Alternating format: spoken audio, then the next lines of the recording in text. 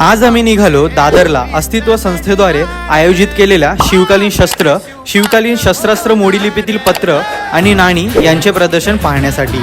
आज जाताच आपल्याला काही मावळ्यांचे दर्शन होते आणि यापुढे गर्दी होती ती शिवकालीन शस्त्रांना पाहण्यासाठी।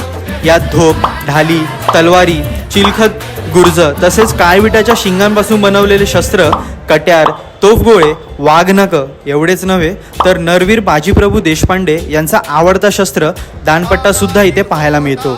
शिवाय इथे शिवकालीन नाणी, हे मोठे मोठे भाले आणि शिवकालीन शस्त्रास्त्र मोडी लिपीतील महाराजांचे पत्र सुद्धा पाहायला मिळतात। तसेच हे दस्तावेज सुद्धा त्या काळाचेच आहेत। नंतर पुढे वेगवेगळे प्रकारचे स्टॉल आपल्याला पाहायला मिळतात। ही जत्रा मराठी संस्कृती जपण्यासाठी आणि आपल्यात इतिहासाची आवड निर्माण व्हावी यासाठी होती।